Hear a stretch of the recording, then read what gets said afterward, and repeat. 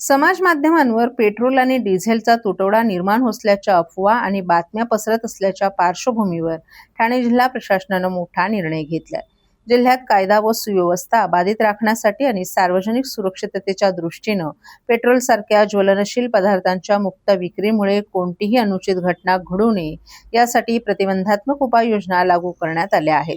ठाणे जिल्हाधिकारी डॉक्टर श्रीकृष्ण पांचाळ यांनी पेट्रोलियम नियम 2002 मधील तरतुदीनुसार जिल्ह्यातील सर्व पेट्रोल पंपांवरून खुल्या स्वरूपात इंधन विक्री करण्यास तातडीनं मनाई केली आहे।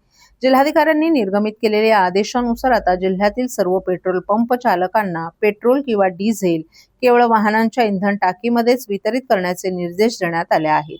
कोणत्याही परिस्थितीत ग्राहकांना प्लास्टिकच्या बाटल्या, कॅन, डबे किंवा अन्य कोणत्याही प्रकारच्या भांड्यांमध्ये सुटे पेट्रोल अथवा डिझेल विकता येणार नाही। या नियमांचं उल्लंघन करणं बेकायदेशीर असून पंपावरील सुरक्षितता जपण्यासाठी सर्व पेट्रोल पंप परिसरात सीसीटीव्ही यंत्रणा 24 तास कार्यरत ठेवणं आणि इंधन विक्रीच्या नोंदी नियमित ठेवणं आता अनिवार्य करण्यात आले। या आदेशाची काटेकोरपणे अंमलबजावणी करण्याची संपूर्ण जबाबदारी संबंधित पेट्रोल पंप मालक आणि व्यवस्थापकांची असणार आहे।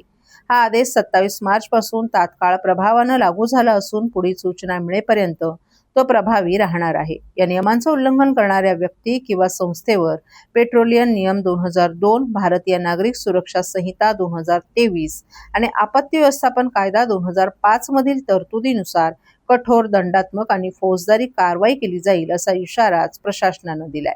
या मोहिमेत पोलिसांचीही भूमिका महत्त्वाची असून ठाणे शहर, नवी मुंबई आणि मीरा भाईंदरचे पोलीस आयुक्त तसंच ठाणे ग्रामीण पोलीस अधीक्षकांनाही आवश्यक कार्यवाहीसाठी सूचित करण्यात आले।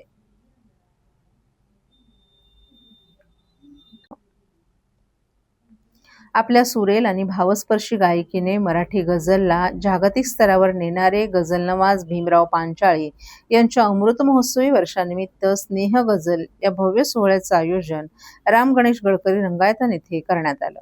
या सोहळ्यात राज्याचे परिवहन मंत्री प्रताप सरनाईक आणि प्रख्यात गायक पद्मश्री सुरेश वाडकर यांच्या हस्ते पांचाळे यांचा सन्मान करण्यात आला। या विशेष प्रसंगी गझलनवाज भीमराव पांचाळे आणि डॉक्टर भाग्यश्री पांचाळे यांनी मराठी आणि उर्दू गझलांची भावस्पर्शी स्नेह मैफिल सादर करत उपस्थित रसिकांना मंत्रमुग्ध केलं। मराठी गझलला केवळ महाराष्ट्रातच नव्हे तर 7 समुद्रापार पोहोचवण्यात भीमराव पांचाळे यांचं मोठं योगदान आहे। गझल सम्राट सुरेश भट यांच्यानंतर मराठी गझलला सुवर्णकाळ प्राप्त करून देण्याचं कार्य त्यांनी केलं आहे। गझल कार्यशाळा, मुशायरे आणि मैफिलींच्या माध्यमातून त्यांनी या कलेचा प्रसार मोठ्या प्रमाणात केलाय। मराठी गझलला हक्काचं व्यासपीठ मिळावं यासाठी त्यांनी गझल सागर प्रतिष्ठानचीही स्थापना केली। या संस्थेमार्फत राज्यभर तसंच देशभरात अखिल भारतीय मराठी गझल संमेलनाचं आयोजनही करण्यात आलं, ज्यामुळे अनेक नवोदित कलाकारांना संधी मिळाली।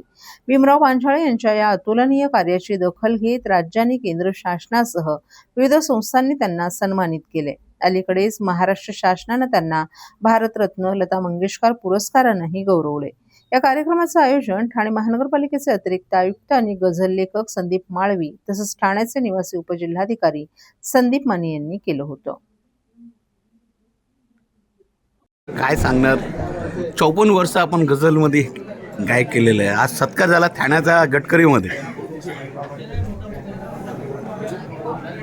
काय सांगू मी, इतकं आनंदित आहे आणि एक असं म्हणतात की कारवा आहे गझलचा, जायचे आहे पुढे, की मराठी गझल वैभव न्यायचे आहे पुढे, तेच प्रयत्न सुरू आहेत। आणि त्याला आता आजचं हे निमित्त लाभलं की रसिकांना 75 तेवढी महत्त्वाची नाही आहे, पण त्या निमित्ताने गझल ऐकवायला मिळते आहे, सगळ्या जुन्या नव्या साथीदारांना भेटायला मिळतं आहे आणि रसिकांना भरपूर ऐकवायला मिळतं आहे। आज हा आनंद आहे आजच्या दिवसाचा आणि म्हणून मी खूप खुश आहे। जसं आपण म्हणायला की हा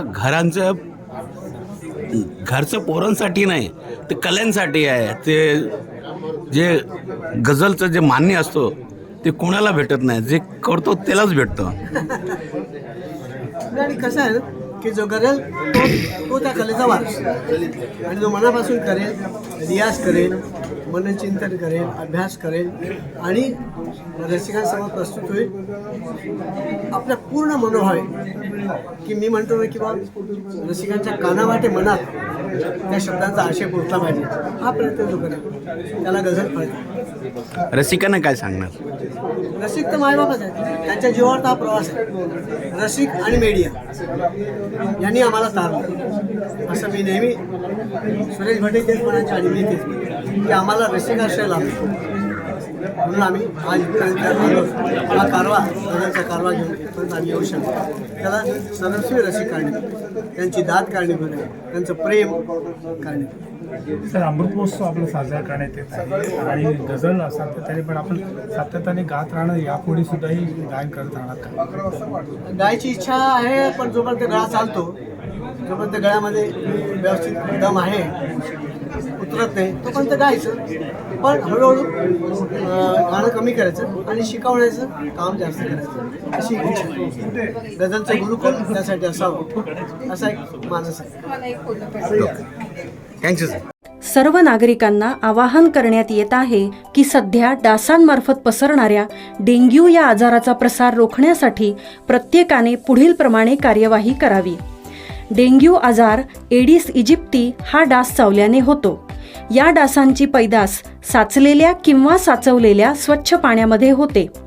8 दिवसांपेक्षा जास्त दिवस पाणी उघडे व साचून राहिल्यास त्यात डास अंडी घालतात. अंड्यांच्या अळ्या तयार होऊन पुढे डास तयार होतात. यासाठी आपल्या घरातील पाणीसाठे उदाहरणार्थ बॅरल्स, पिंपे, टाक्या, हौद, रांजणे इत्यादी दर आठवड्याला रिकामे करून घासून पुसून कोरडे करून पुन्हा भरावे. 1 दिवस कोरडा दिवस म्हणून पाळावा. पाणी साठ्यांना घट्ट झाकणे बसवावीत किंवा जुनी साडी, चादर, धोतर यांनी बांधून झाकून ठेवावीत, म्हणजे डास त्यात जाऊन अंडी घालणार नाहीत. घराच्या गच्चीवर, आजूबाजूला, अंगणात कोठेही पाणी साचू देऊ नये. भंगार सामान उघड्यावर टाकू नये. उदाहरणार्थ टायर्स, प्लास्टिक सामान, कुंड्या, टाकाऊ वस्तू इत्यादी. अशा सामानात पावसाचे पाणी साठून त्यात डेंग्यूच्या डासांची पैदास होते. घरातील कूलर्स, फ्रीजच्या पाठीमागील ट्रे हे देखील वेळोवेळी कोरडे करावेत. लक्षात ठेवा, नुसत्या फवारणीने डास घनता कमी होत नाही, तर त्यासाठी डास पैदास ठिकाणे नष्ट करणे ही आपल्या सर्वांची जबाबदारी आहे. कोणताही ताप अंगावर न काढता जवळच्या शासकीय रुग्णालयात मोफत औषधोपचार घ्या. अशा प्रकारे नागरिकांनी सहकार्य केल्यास डेंग्यूचा प्रसार रोखणे सहज शक्य आहे.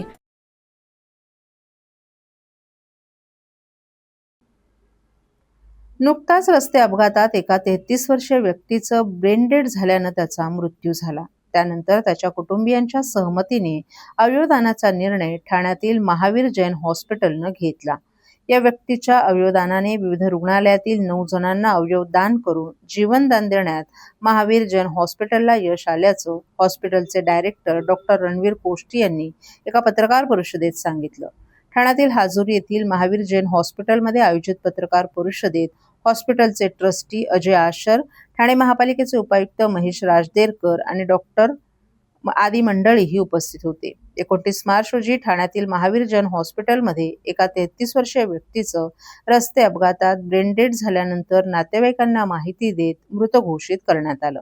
त्यानंतर मयत व्यक्तीच्या अवयवदानाचा निर्णय त्याच्या नातेवाईकांच्या सहमतीने घेण्यात आला. यामध्ये महावीर जैन हॉस्पिटलचे डॉक्टर रणवीर कोष्टी यांनी महत्त्वाची भूमिका बजावली. मुंबईतील विविध हॉस्पिटलच्या डॉक्टरांना संपर्क करून हृदय, 2 किडनी, लिव्हर, पॅक्ट्रिया, कार्निया, बोन ब्राईज असे पार्ट डोनेट करण्यासाठी संकलित करण्यात आले. यामध्ये लिव्हरचे 2 पार्ट करण्यात आले.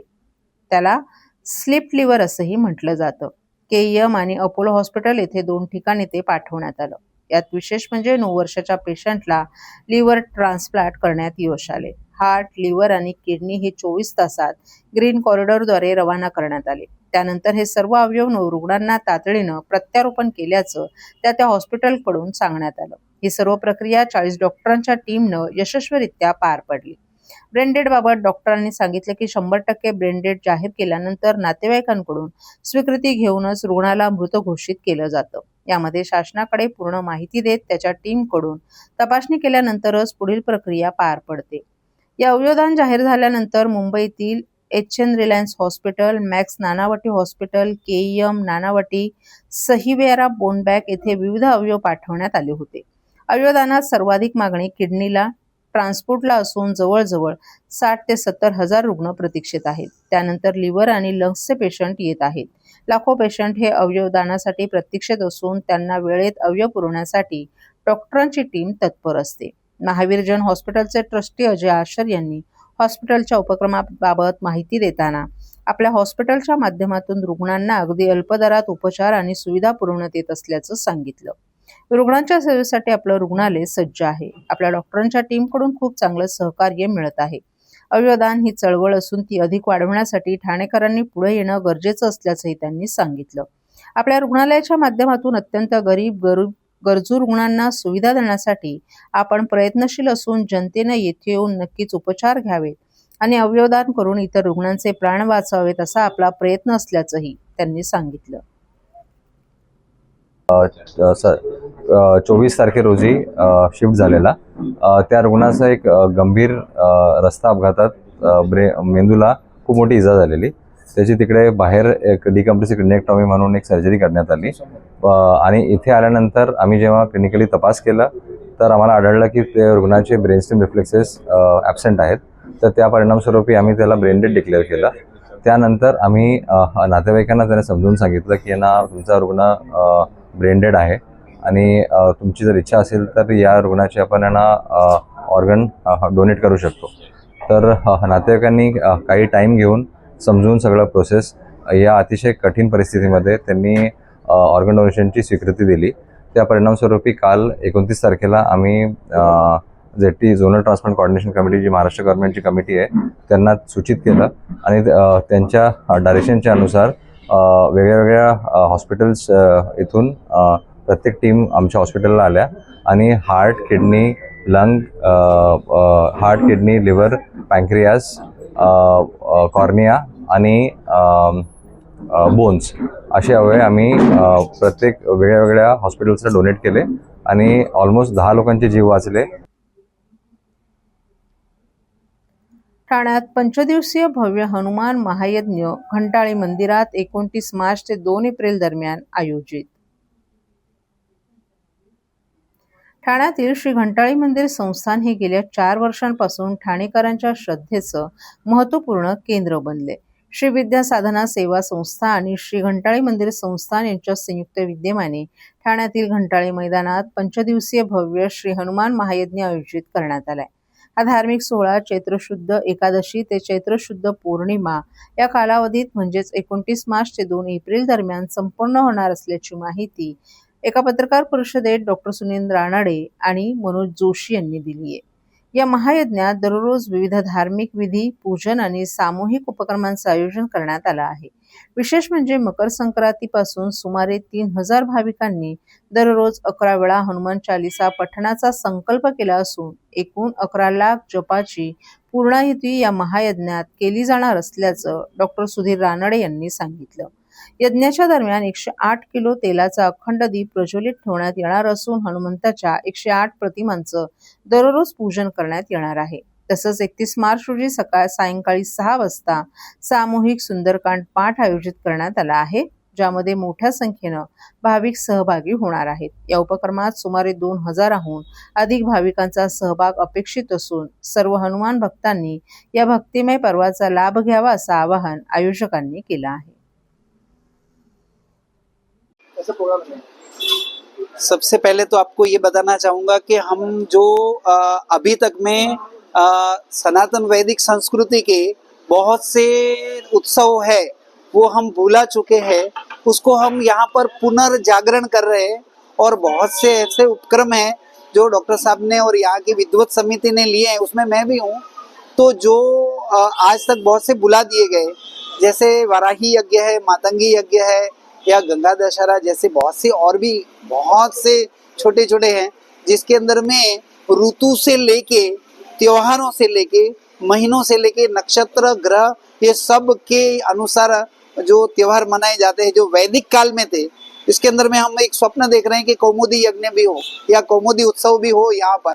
ये भी हम सोच रहे हैं जो वैदिक काल में भुला दिया गया है, और कौमुदिक उत्सव के अंदर में जो नए जो बच्चे संस्कृत का अध्ययन करके आते हैं, वो बच्चे अपना संस्कृत समाज में या संस्कृत गद्य में या पद्य में जो अपना विषय रखते हैं, ऐसा कौमुदी उत्सव हम रखने का स्वप्न रखते हैं। और वो कौमुदी उत्सव महाराष्ट्र के अंदर में हम यहाँ ठाणे में ऐसा करना चाहते हैं कि महाराष्ट्र के सभी क्षेत्र से लोग यहाँ आए और उनकी हम व्यवस्था करें हमारे तरफ से, और ऐसा उत्सव मनाएं जो भुला चुके हम।